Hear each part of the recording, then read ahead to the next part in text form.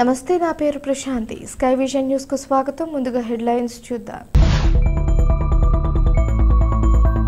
The Pentecost machine church ఆధ్వర్యంలో గత 3 రోజులుగా ఘనంగా జరుగుతున్న సువార్త స్వస్థత మహాసభలు.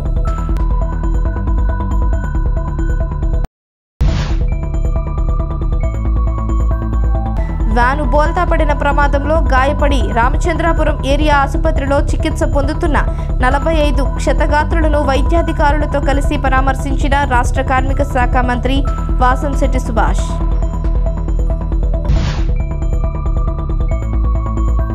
నేటి సాయంత్రం 5 గంటలతో ముగియనున్న ఉభయ గోదావరి జిల్లాల పట్టభద్రుల ఎన్నికల ప్రచారం.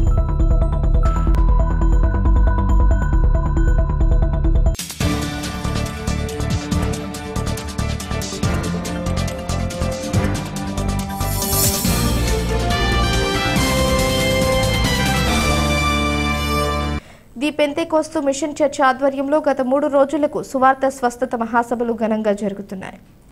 బెజవాడ గార్డెన్ ఎదురుగా గల ముదునూరు సతీష్ రాజు స్థలంలో ఈ సభలో నిర్వహించారు. ఈ కార్యక్రమంలో విజయవాడ సెంటర్కు చెందిన పాస్టర్ థామస్ మాట్లాడుతూ యేసుక్రీస్తు మానవుల పాపాలు క్షమించి నిత్య జీవము ఇచ్చుటకు ఈ లోకానికి వచ్చాడని, యేసు రక్తం ప్రతి పాపము నుండి విడిపించి పరిశుద్ధపరుస్తుందని ఈ సందర్భంగా తెలియజేశారు. ప్రతిదినం దేవుని స్వరం వినగలిగిన వారిగా ఉండి దేవుని ఆలోచన చేత నడిపింపబడినప్పుడే మనం పరలోక వారసులుగా మారతామని అన్నారు.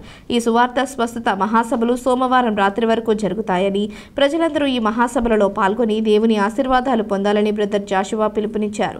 యానాం పరిసర ప్రాంతాలకు చెందిన క్రైస్తవ సోదరులందరూ ఈ సువార్త స్వస్థ మహాసభలో పాల్గొన్నారు.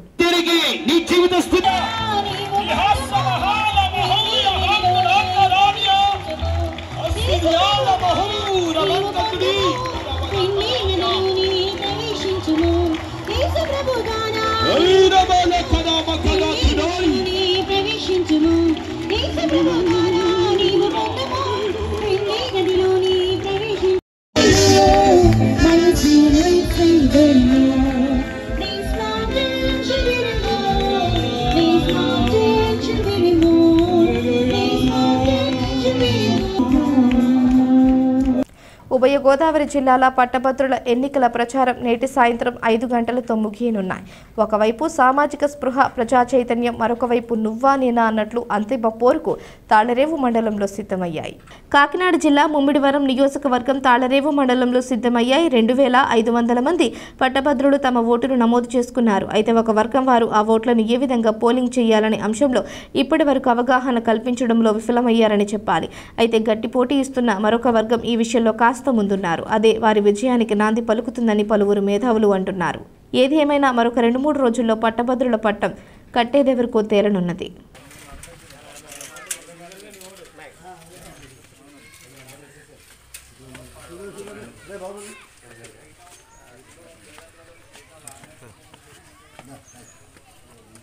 ఆనంద్ ఇప్పుడు కవర్ చేస్తారు ఫుల్.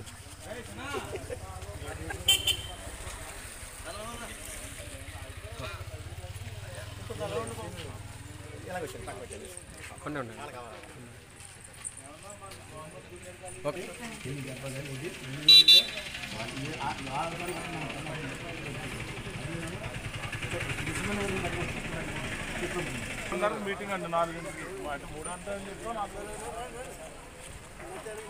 పార్టీ 30 మంది ప్లస్ నాయకులు, బూత్ కమిటీ వాళ్ళు అందరూ అండి. సరే సరే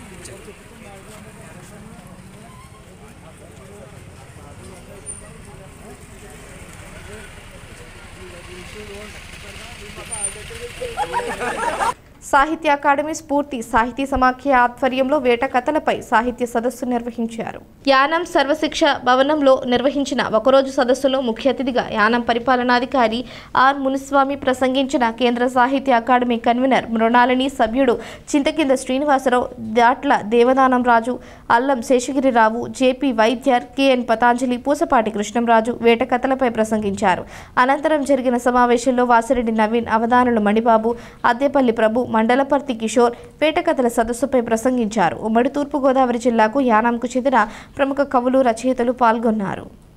ఒక మదింపు చేసి ఏదైనా ఒక మంచి శీర్షిక ఆలోచించి పెడితే బాగుంటుంది అన్నప్పుడు పోసపాటి కృష్ణరాజు గారు, పతంజలి గారు, అల్లం శేషగిరిరావు గారు, ఎందరో, ఇంకా చెప్పాలంటే ఎస్వి రంగారావు గారు కూడా వేట కథలు రాసిన వాళ్ళలో ఉన్నారు. కాబట్టి వేట కథలు అనే అంశం మీద పెట్టి చాలా కొత్త సబ్జెక్ట్ని మీరు తీసుకొచ్చినట్టు ఉంటుంది. మంచి చర్చ జరుగుతుంది, మంచి విమర్శ వస్తుంది. మీరు ఆ కార్యక్రమం చేయండి. మొట్టమొదటి మీటింగ్లోనే, మొట్టమొదటి ఎజెండాలోనే దాన్ని మృణాల్ గారు అంగీకరించినందుకు, ఆమోదించినందుకు కూడా నేను వారి కృతజ్ఞతలు తెలియజేసుకుంటున్నాను ఈ వేదిక ద్వారా. అలాగే with a lot of official engagements, he would like to give his address initially, and then we will proceed with the rest of the program. So I now request Maniswami Garu to give his message.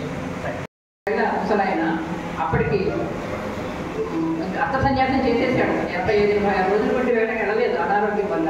ఆవిడ ఎందుకో పొద్దున లేచి బయలుదేరాడంటే ఒక అంశం మీద ఒక రోజు పాటు సదస్సు నిర్వహించుకుంటాము. నిజానికి శీర్షికను నేను చెప్పినప్పుడు ఇంతకుముందు చెతికింది అన్నట్టుగా మేము సలహా మండలిలో మేము మాట్లాడుకోవడం వేరు, ఆ తర్వాత దాన్ని ఢిల్లీకి పంపాలి. ఢిల్లీలో మా కార్యక్రమాలన్నీ ఆమోదం పొందాలి. దానికి పంపించినప్పుడే కార్యదర్శి, ప్రధాన కార్యదర్శి మాకు ఉన్నారు అక్కడ, శ్రీనివాసరావు గారిని, పుట్టివెట్టి శ్రీనివాసరావు గారిని. ఆయన ఫోన్ చేసి ఇంత మంచి అంశాన్ని మీరు ఎలా ఎన్నుకున్నారు, మీ ఇంతవరకు తెలుగు సాహిత్యంలో ఇన్నేళ్ల బట్టి ఏ భాషలోనూ ఈ అంశం పైన సదస్సు జరగలేదు. మీ సదస్సు గురించి మీ ఇన్విటేషన్ కార్డు అందరికీ పంపిస్తాము.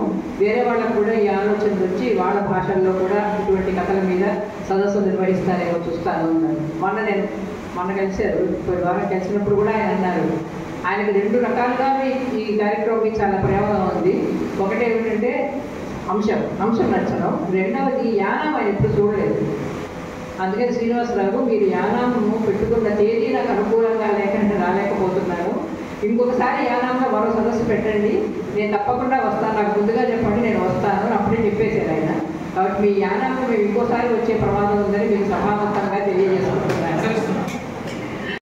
సాహిత్య అకాడమీ తరఫున మంచి కార్యక్రమాలు చేశారు. మొట్టమొదట అక్టోబర్ 31, 1999 అంతకంటే ముందు జరిగింది. 2016లో డాక్టర్ ఎన్ గోపి గారు కన్వీనర్గా ఉండగా ఇదే వేదిక మీద ఆ కథాపట్నం జరిగింది.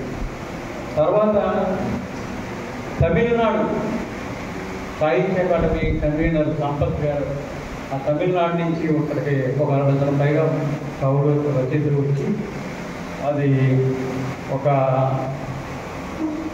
Comparison of modern Telugu Tamil short stories, comparison of తులనాత్మక అధ్యయనం, మృణాల్ గారు తులనాత్మక అధ్యయనం సంబంధించింది. ఇక్కడ తమిళ్ తెలుగు కథా షార్ట్ స్టోరీలకి నేను విచిత్రం ఏంటంటే నేను అది ప్రధాన ప్రసంగం కేంద్రోపన్యాసం చేశాను. 55 ఏళ్ళ క్రితం, 60 ఏళ్ళ క్రితం మేము నిక్కర్లు వేసుకున్న టైంలో మాకు మా ఇంటి దగ్గర, ఎందుకంటే ఆయనకి మా తండ్రి గారు పెద్ద మేనమామ, ఆ పెద్ద మేనమామ ఇంటి దగ్గర, మా ఇంటి దగ్గర కనుమోసము అయితే ఉప్పు ఇలా అడుగుబద్దు మాంసాలు తెచ్చి వాటిని మొక్కలు తీసుకొచ్చి ఊళ్ళో రాజులందరికీ అందరికీ ఓటాలు పంచి పంపించుకోవాలి. అదే కాదు ఇంకా గుర్తు ఆయన కూడా మేము వెళ్ళేవాడు పెద్ద దండలు వేసుకుని అలా నడుచుకుంటూ ఒక డబ్బుగా దండ వేసుకుని ఆ మొత్తం చెరువు అనే దగ్గర ఆ చెరువులో చిలకబాతులు కొట్టడానికి వెళ్ళినప్పుడు మేము కూడా ఆయన అనుసరించుకోవాలి. అంటే వేటకు సంబంధించి నాకు ఏదో ఉంటుంది అది అనేది అదే తర్వాత వ్యాసంగా కూడా మాట్లాడుకోవచ్చు. ఇక తర్వాత కథాపటం జరిగింది. ఇక అప్పుడు కమ్యూనిస్టులో ఒక చాలామంది వచ్చారు, వాళ్ళు చాలామంది వచ్చారు, చాలా చక్కగా జరిగింది. ఆ తర్వాత మన భాస్కర్ రెడ్డి గారు డిగ్రీ కాలేజీలో ఆయన పేరు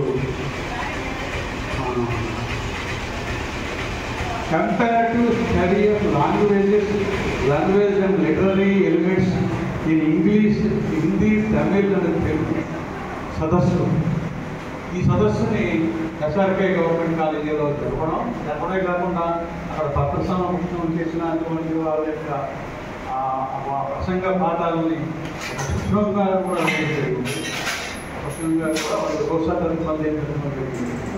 ఇట్లాగా మాకు తర్వాత నేనైతే మరో 3 ఇతర ప్రాంతాల్లో పాండిచేరి ఏమనంటే కాకినాడ ఉత్తర ప్రాంతాల్లో నేను కథాపట్నం కలుసుకోవడం చేయడం కూడా అది నాకు సాహిత్యకారులతో ఉన్నటువంటి ఒక సాహిత్య వ్యక్తులతో చెప్తాను. ఇంకా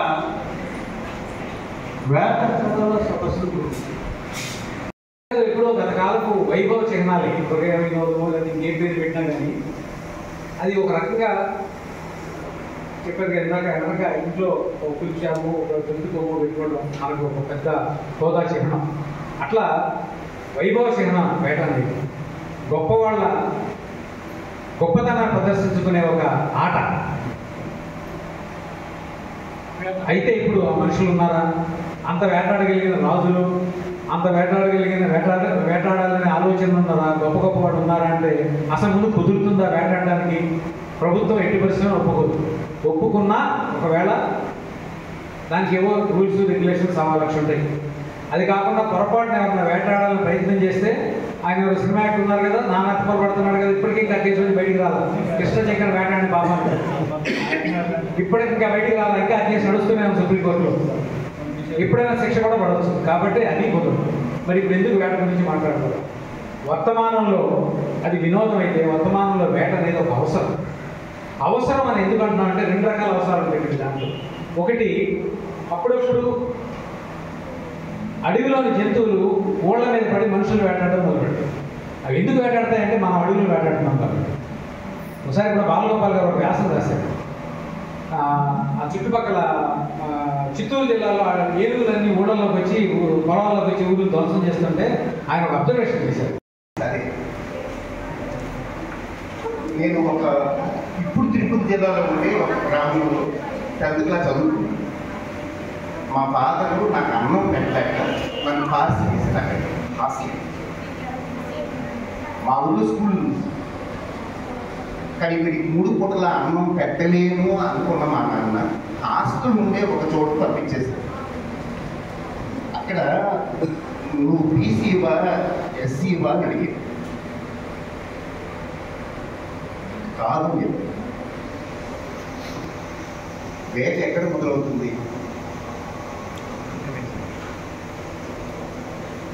చదువుకోవడం కోసం కూడా మీరు ఇది అడిగి నన్ను దూరం చేశారు. సరే, ఏదో ఎవరో మదనాపంతు సత్యనారాయణమూర్తి గారు ఎవరో సహాయం చేయడం వల్ల హాస్పిటల్లో సీట్ ఉంది. విజయ్ కుమార్ పేరు ఒక ఫ్రెండ్ అయ్యారు. ప్రత్యేకమైనటువంటి స్థానం ఉంది. ఆధునిక తెలుగు సాహిత్యంలో వేట కథలు రాసిన వాళ్ళు అనేక మంది మనకి తెలుగు సాహిత్యంలో తారసిల్లుతారు. మరి కథలు చదివినప్పుడు వారు పైకి వేట జంతువులు వీటి గురించి రాస్తున్నట్టు మనకు కనిపించినా కూడా లోపల వాళ్ళు స్పృశించింది మానవ ప్రవృత్తి, మానవుని యొక్క నైజం ఇత్యాదులన్నీ కూడా మనం అంతర్లీనంగా కథల్లో మనకు కనిపిస్తాయి. అందుకే కేంద్ర సాహిత్య అకాడమీ ముఖ్యంగా ఈ వేట కథలు రాసిన వాళ్ళు ఎవరైతే ఆధునికోత్తర తెలుగు సాహిత్యంలో ఉన్నారో వాళ్ళందరినీ ఎంపిక చేసి పతంజలి గారిని, ఒక పూసపాటి కృష్ణరాజు గారిని, ఒక జేపీ వైద్య గారిని, అలాగే ఇంకా ఇతర ఎస్వి రంగారావు గారు వేట కథ రాశారు. ఇట్లాంటి ఇతర రచనలు కూడా చేసినటువంటి ఇతర రచయితలందరినీ కూడా ఒక దగ్గరికి తీసుకొచ్చి వాళ్ళందరినీ కూడా వాళ్ళు రాసినటువంటి వేట కథలంతా ఒక దగ్గర చేర్చి దీని మీద ఒక రోజంతా నడిచేటువంటి ఒక సదస్సు నిర్వహించాలని కేంద్ర సాహిత్య అకాడమీ భావించింది. ఆ రకంగా వేట కథ తెలుగు సాహిత్యంలో వేట కథలు అనే పేరు మీద ఈరోజు యానాంలో స్ఫూర్తి సాహితీ సమాఖ్య యానాం ఆధ్వర్యంలో ఈ కేంద్ర సాహిత్య అకాడమీ స్ఫూర్తి 2 కలిపి సంయుక్తంగా ఈ ఒక్కరోజు వేట కథల సదస్సులు ఇక్కడ నిర్వహిస్తున్నాయి. ఈ కార్యక్రమానికి ప్రారంభ సభలో కేంద్ర సాహిత్య అకాడమీ తెలుగు సలహా మండలి కన్వీనర్గా ఉన్నటువంటి ప్రసిద్ధ రచయిత మృణాలిని గారు అధ్యక్షోపన్యాసం చేశారు. ఆ తర్వాత 2 సమావేశాలు జరుగుతున్నాయి. మొదటి సమావేశంలో అవధానుల మణిబాబు గారు, అలాగే వాసిరెడ్డి నవీన్ గారు కథా నవీన్ గారు అంటారు. వారు 2 అంశాల మీద వేట కథలకు సంబంధించిన మాట్లాడతారు. అలాగే చివరి సమావేశంగా మధ్యాహ్నం భోజనానంతరం జరిగేటువంటి ఈ యొక్క చర్చలో మందలపర్తి కిషోర్ గారు, అలాగే పతంజలి గారి సాహిత్యం మీద పరిశోధన చేసి డాక్టరేట్ సాధించినటువంటి జవా నీరజ్ గారు, అలాగే అద్దేపల్లి ప్రభు గారు సుప్రసిద్ధ రచయిత, కథా రచయిత వారు ఇతర రచయితలు రాసినటువంటి వేట కథలు స్పృశిస్తూ ప్రసంగాలు చేస్తారు. అది ఈరోజు ఈ వేట కథల యొక్క తాళరేవు మండలం చొల్లంగిపేట శ్రీ వివేకానంద పబ్లిక్ స్కూల్ ఆవరణలో పట్టభద్రుల ఆత్మీయ సమావేశం వివేకానంద స్కూల్ ప్రిన్సిపల్ మొండి భీమశంకర్ ఆధ్వర్యంలో ఆదివారం జరిగింది. కాకినాడ జిల్లా ముమ్మిడివరం నియోజకవర్గం తాళ్ల మండలం చొల్లంగిపేటలో జరిగిన పట్టభద్రుల ఆత్మీయ సమావేశం పలువురు నాయకులు పాల్గొని కూటమి అభ్యర్థిని గెలిపించారని కోరారు.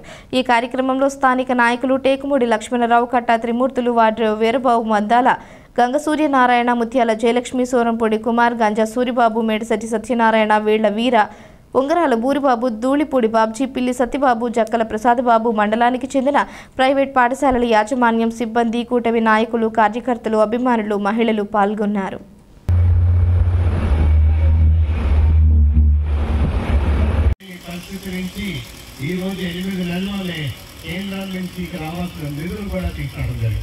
ఇదే కాకుండా రాష్ట్రంలో ఎప్పుడు లేని విధంగా ఎన్ఆర్జీఎస్ పథకంలోని అన్ని చోట్ల ఎంత రోడ్డు సమస్యలు ఉన్నా సరే అన్నింటినీ కూడా పూర్తి చేసే బాధ్యత తీసుకున్నాం. అలాగే మేము ఆనాడు ఇచ్చిన సూపర్ 6 మేనిఫెస్టో అన్నింటినీ కూడా కరికులం ఒక ఎజెండా ప్రకారం ఒకటి తర్వాత ఒకటి రిలీజ్ చేసుకుంటూ ముందుకెళ్ళడం జరుగుతుంది. ఇవన్నింటినీ కూడా సాధ్యం ఎందువల్లంటే మన ముఖ్యమంత్రి వాళ్ళు శ్రీ నారా చంద్రబాబు నాయుడు గారు, అలాగే ఉప ముఖ్యమంత్రి వాళ్ళు శ్రీ పవన్ కళ్యాణ్ గారు, అలాగే బీజేపీ రాష్ట్ర ప్రెసిడెంట్ మన పురంధేశ్వరి గారు, వీరు ముగ్గురు కూడా కేంద్రంతో మాట్లాడుతూ లేదు మన రాష్ట్రాన్ని గత 5 సంవత్సరాలు వెనకబడిపోయింది, మళ్ళీ దాన్ని ముందుకు తీసుకురావాలి, మళ్ళీ మనం మిగతా రాష్ట్రాలతో పోటీగా ఉండాలి అనే ఏకైక లక్ష్యంతో కేంద్రం నుంచి నిధులు కూడా తీసుకొస్తున్నారు. ముఖ్య అతిథులుగా స్థానిక శాసనసభ్యులు డాక్టర్ సుబ్బరాజు గారు, అలాగే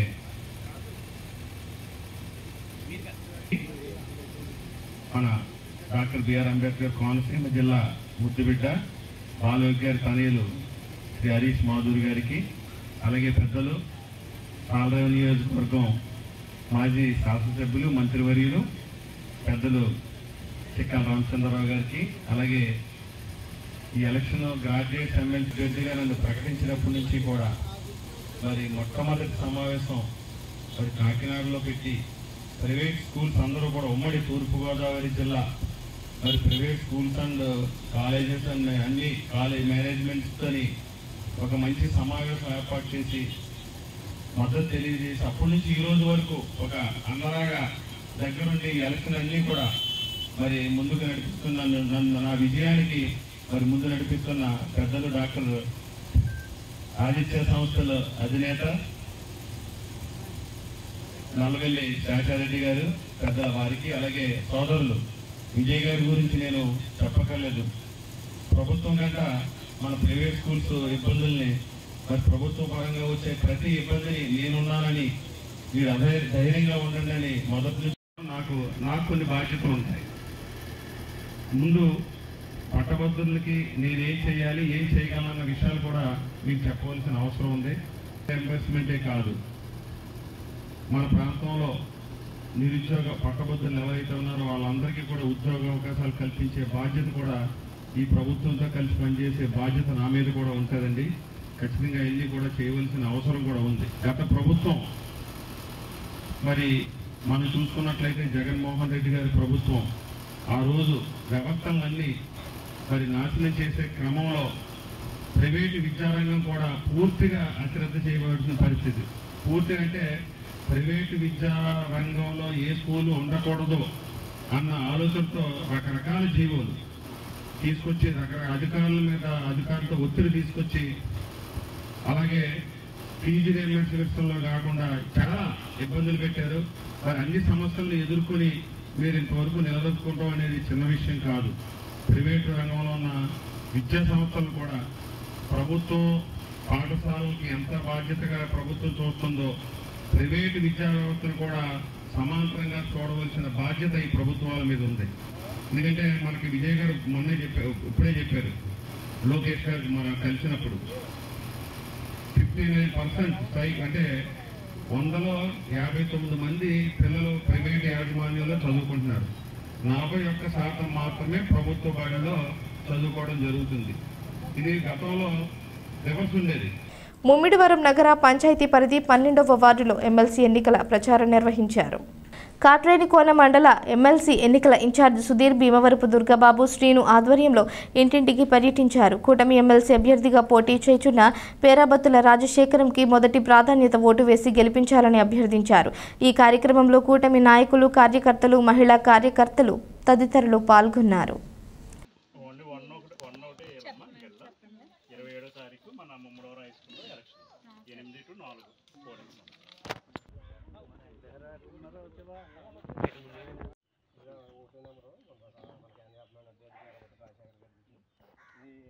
పక్కన మార్క్ మాత్రం ఇలాగే రైట్ సైడ్ మనకి ఏం పెట్టడం కాదు, స్టైల్గానే పెట్టి ఓటు కింద వేసింది. ప్రాధాన్యత ఓటు మాత్రం ఖచ్చితంగా పేరాబత్తుల రాజశేఖరం గారికి కూటమి అభ్యర్థి, ఆయనకి కంపల్సరీ మేము మొదటి ప్రాధాన్యత ఓటు వేసి గెలిపిస్తారని మేము ఆశిస్తున్నాం. తప్పకుండా. ఓకే అండి. 27వ తారీఖుని ముమ్మడవరం హై స్కూల్.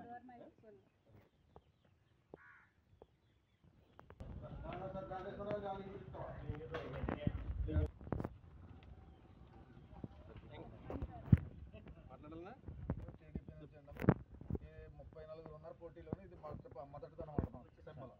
అందులో ఇక్కడ ఎదురుగా ఉన్నటువంటి శేఖర్ గారి ఫోటో చూసుకుని అక్కడ ఉన్నటువంటి బ్లాక్లో ఒక టంకి మాత్రం వేయాలి. రాయడం కానీ ఏమి దిక్కు పెట్టడం కానీ ఏం చేయకూడదు. ఇవి ఒక్కడికి వేసిన తర్వాత మడత పెట్టేసి మీరు ఎక్కడైతే పోలింగ్ బూత్ ఉందో అక్కడ మీ పోలింగ్ బూత్ వెళ్ళి వేయాలి.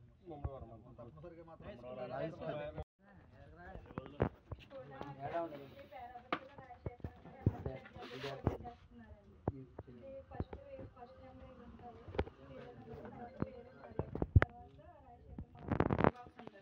దీంట్లో ఓటు కేవలం వర్ణాన్ని మాత్రమే పెట్టాలండి.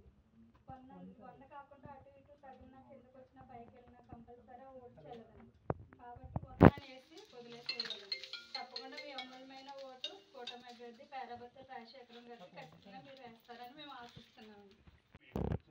మన కూటమి బలపరిచిన అభ్యర్థి పేరాబత్తుల రాజశేఖర్ గారు మొదటి వరుసలోనే ఉంటారు. ఆయన పేరు ఎదురుకుండా ఒక ఫోటో తర్వాత బాక్స్ ఉంటుంది, అందులో ఓటు మాత్రమే వేయాలి. మీ మొదటి ప్రాధాన్యత ఓటు వేసి అత్యధిక మీద గెలిపించడం కోరుకోవాలి. ఇది ఫోటో బాగుంది. ఫోటో దుర్గబాబు, ముమ్మడవరం నియోజకవర్గం 12వ వార్డు మల్లాయపురం గ్రామం. ఈరోజు కూటమి అభ్యర్థి ఎన్డీఏ బలపరిచినటువంటి పేరాబత్తుల రాజశేఖర్ గారికి అత్యధిక మెజార్టీతో గెలిపించాలని చెప్పి ఇంటింటికి తిరిగి ఓటు అభ్యర్థించడం జరిగిందండి. మేము వెళ్ళిన ప్రతి ఇంటికి కూడా ఈ ఓటర్లందరూ కూడా సానుకూలంగా స్పందించి ప్రతి ఒక్కరు కూడా రాజశేఖర్ గారికి ఓటు వేయడానికి సముఖంగా ఉన్నారు. ఇదే విధానంలో ఇంకా మేము ముందు ఇంకా కార్యక్రమాలు చేసి కూటమి అభ్యర్థి అయినటువంటి రాజశేఖర్ గారిని అత్యధిక మెజార్టీతో గెలిపించడానికి మేము కృషి చేస్తామని తెలియజేసుకుంటూ సెలవు తీసుకుంటాం. ఇప్పుడు ఈ ఎలక్షన్స్ కూటమి అభ్యర్థి శ్రీ పేరాబత్తుల రాజశేఖరం గారికి సంబంధించి అభ్యర్థిగా ఎన్నుకున్నారు. సో ఈ ఎలక్షన్లో మీ మొదటి ప్రాధాన్యత ఓటు రాజశేఖరం గారికి వేసి గెలిపించి మంచి మెజార్టీ తీసుకొస్తారని మేము ఆశిస్తున్నాము. కాబట్టి చంద్రబాబు నాయుడు గారు ఎన్నో సంక్షేమ పథకాలు కూడా నిధులు తెచ్చి మన రాష్ట్రాన్ని ఎంతో అభివృద్ధి చేస్తున్నారు. మీరు అభివృద్ధిని మీ దృష్టిలో పెట్టుకుని మన కూటమి అభ్యర్థి అయిన రాజశేఖరం గారికి మీ అమూల్యమైన మీ మొదటి ప్రాధాన్యత ఓటు వేసి అత్యధిక మెజార్టీతో గెలిపించాలని మేమందరము ప్రార్థిస్తున్నాము. నమస్తే. నా పేరు వెంకట సుధీర్ అండి. నేను కాట్రేనికోన మండలం గ్రాడ్యుయేట్ ఎమ్మెల్సీ ఎన్నికల ఇన్ఛార్జ్ అండి. గత నామినేషన్ విడుదలైన దగ్గర నుంచి కూడా గ్రాడ్యుయేట్ ఎమ్మెల్సీ ఎన్నికల సందర్భంగా ముమ్మడవరం నియోజకవర్గంలో ముమ్మడవరం ఎన్డీఏ కూటమి నాయకులు కానీ కార్యకర్తలు కానీ ప్రతి ఇంటికి వెళ్ళి గ్రాడ్యుయేట్ ఓటర్లు అభ్యర్థులు ఎవరైతే ఉన్నారో వాళ్ళందరినీ కూడా ఓటును అభ్యర్థించడం జరిగింది. దానిలో భాగంగానే ఈరోజు ఈ 12వ వార్డు మల్లాయపాలెంలో కీర్తిశేషులు మన భీమవరం విజయ్ గారు, కౌన్సిలర్ గారు, వారి సోదరుల ఆధ్వర్యంలో, అదేవిధంగా పెద్దలు శ్రీనిరాజు గారు, ఇక్కడ ఉన్నటువంటి స్థానిక నాయకులు అందరూ కూడా ఈరోజు ఉదయం నుంచి కూడా పెద్ద ఎత్తున ఈ వార్డులో ప్రచారం అనేది నిర్వహించడం జరుగుతుంది. ప్రతి ఇంటికి వెళ్ళి ప్రతి ఓటర్ని కలుస్తూ మన ఎన్డీఏ కూటమి వచ్చిన తర్వాత అభివృద్ధి చేస్తున్నటువంటి సంక్షేమ పథకాలు, అభివృద్ధి కార్యక్రమాలు అన్నీ కూడా ఓటర్లకు వివరించి రాబోయే ఈ 27వ తారీఖున జరగబోతున్నటువంటి ఎమ్మెల్సీ ఎన్నికల్లో మన ఎమ్మెల్సీ అభ్యర్థి అయినటువంటి పేరాబత్తుల రాజశేఖర్ గారిని అత్యధిక మెజార్టీతో గెలిపించమని కోరుతూ, అదేవిధంగా ఎన్డీఏ కూటమి వచ్చిన తర్వాత ఏ అభివృద్ధి కార్యక్రమాలు ఉన్నా, ఉద్యోగాలు కానీ, అదేవిధంగా జాబ్ క్యాలెండర్ కానీ, నిరుద్యోగ సమస్యలు అన్నీ కూడా ఆల్రెడీ పేరాబత్తుల రాజశేఖర్ గారు లిస్టు తీసుకెళ్ళాం. మన నిరుద్యోగుల తరపున శాసన మండలిలో మన యొక్క వాణిని వినిపించగల ఏకైక సత్తా ఉన్న నాయకుడు మన రాజశేఖర్ గారు.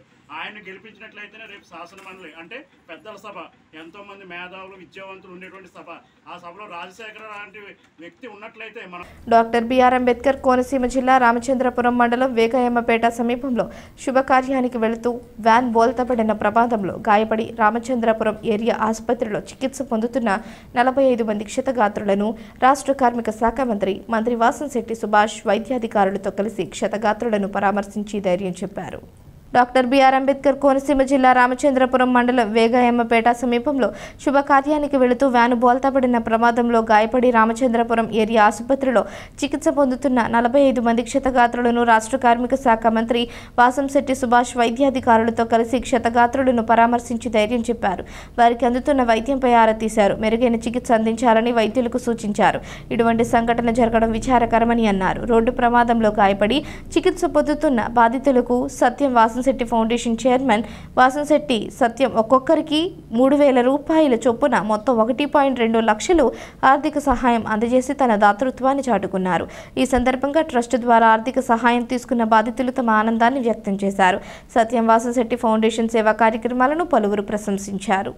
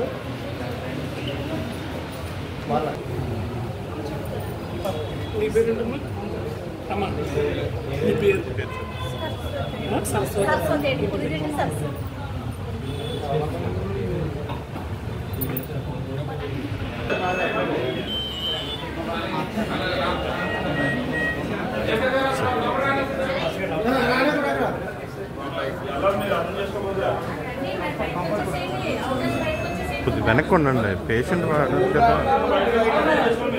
సార్. మీరు అటు వెనక్కి వెళ్ళిపోండి బస్.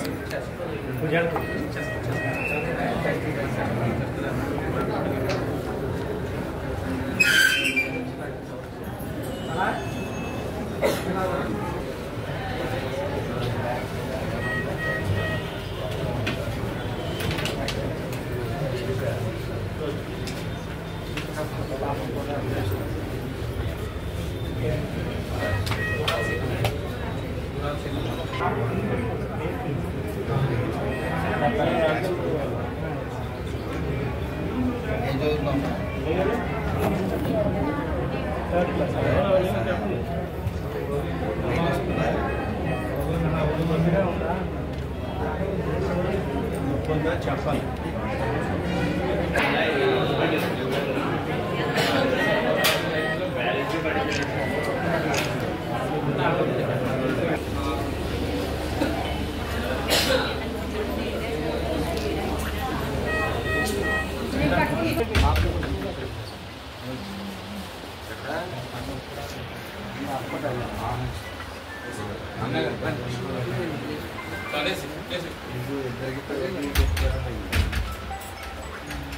Gracias.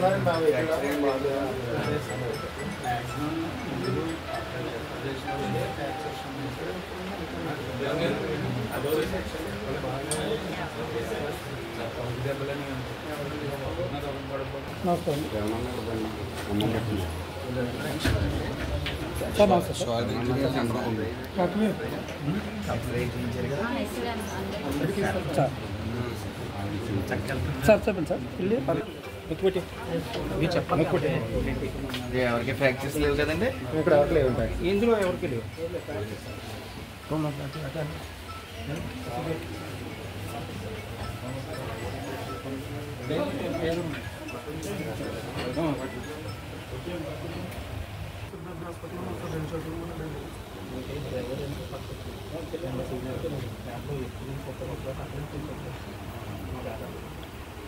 ఎన్నుకోవడం వల్ల వచ్చింది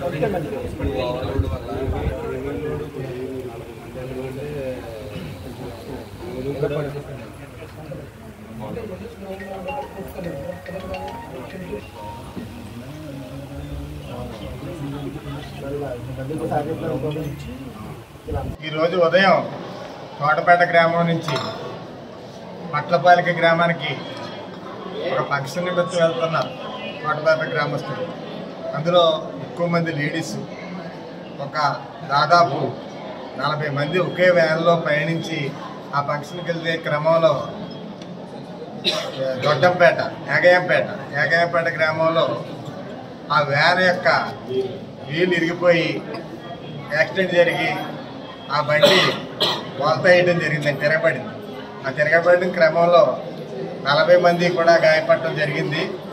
ఆ 40 మంది గాయపడిన వెంటనే మంత్రి గారికి ఫోన్ రావటం, మంత్రి గారు వెంటనే దూరం గ్రామంలో ఉండటం వల్ల నన్ను అలర్ట్ చేయటం, నేను వెంటనే వచ్చి వాళ్ళందరూ కూడా దెబ్బలు తగిలిన పేషెంట్లు వచ్చేదానికి మేము రెడీగా ఉండి ఇక్కడ సూపరింటెండెంట్ గారిని అలర్ట్ చేస్తే వాళ్ళ యొక్క బృందం అంతా కూడా భోజనాలకు వెళ్లకుండా వాళ్ళ సహాయకులు కూడా ఎక్స్ట్రా రప్పించుకుని యుద్ధ ప్రతిపాదిక మీద ఆయన చేసిన సేవ ఈ హాస్పిటల్లో ఇలా డాక్టర్లు చేసిన సేవ కూడా చాలా గొప్ప సేవ.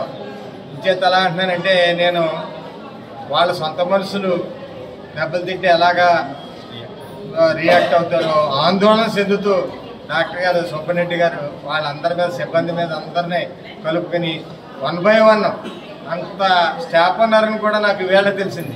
అందరూ కూడా ఆ స్టాఫ్ అంతా వచ్చి చేసిన సేవ వల్ల కొన్ని ప్రాణాలు కూడా దక్కడం అంటే ఆయన సొంత మనుషులకి చేసినట్టుగా అంత ప్రేమగా చేసి ప్రైవేటు వైద్యులు కూడా ఇటువంటి సేవ ఎవరు చేయరు. దానికి నాకు హృదయం ద్రవించి వాడు కూడా ఉండి వారిని ప్రవీణ్ గారు, డాక్టర్ సూపరింటెండెంట్ ప్రవీణ్ గారు నిజంగా కూడా వారిని నేను అభినందిస్తున్నాను.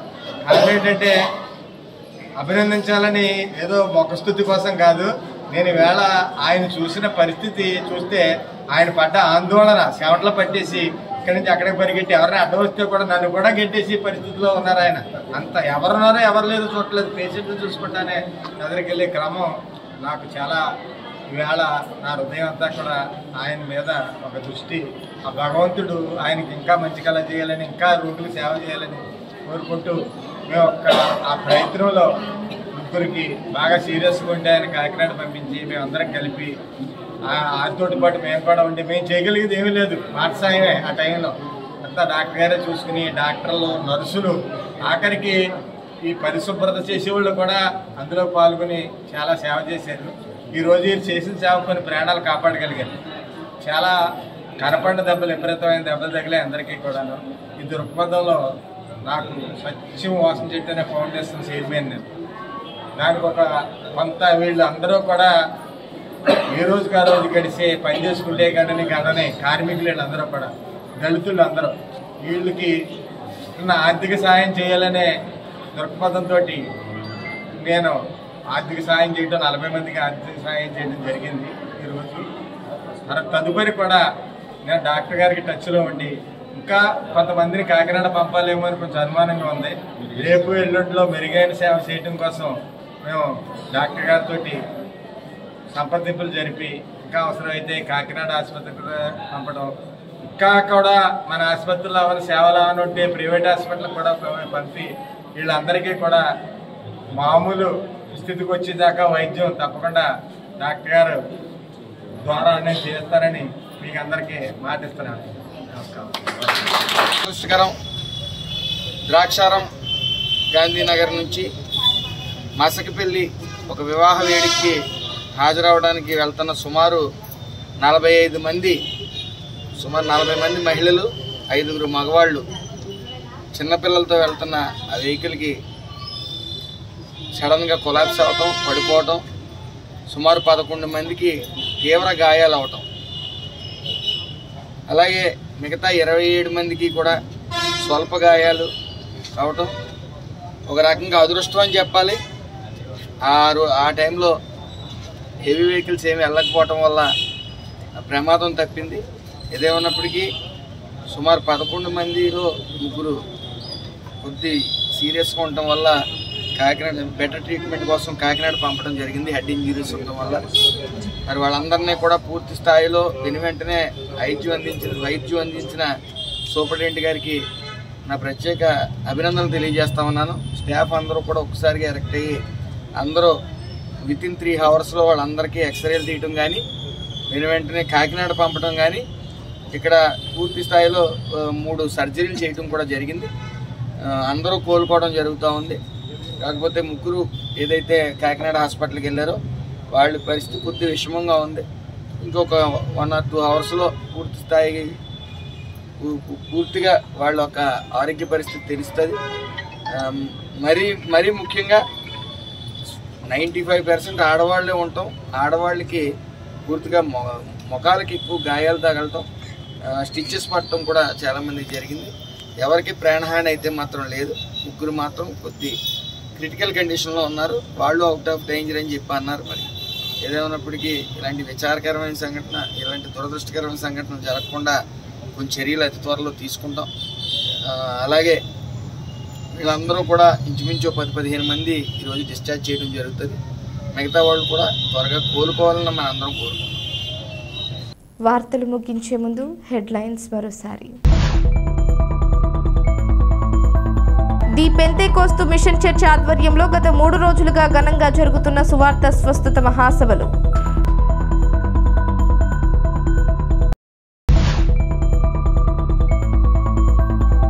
వ్యాను బోల్తా పడిన ప్రమాదంలో గాయపడి రామచంద్రాపురం ఏరియా ఆసుపత్రిలో చికిత్స పొందుతున్న 45 క్షతగాత్రులను వైద్యాధికారులతో కలిసి పరామర్శించిన రాష్ట్ర కార్మిక శాఖ మంత్రి వాసంశెట్టి సుభాష్.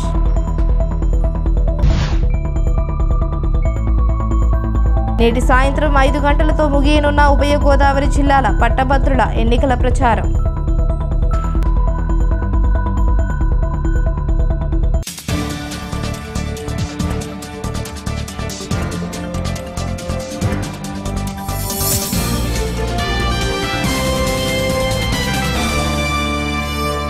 ఈ వార్తలు ఇంతటితో సమాప్తం. తిరిగి ప్రసారమయ్యే స్కై విజన్ న్యూస్లో మళ్ళీ కలుసుకుందాం. అంతవరకు సెలవు. నమస్కారం.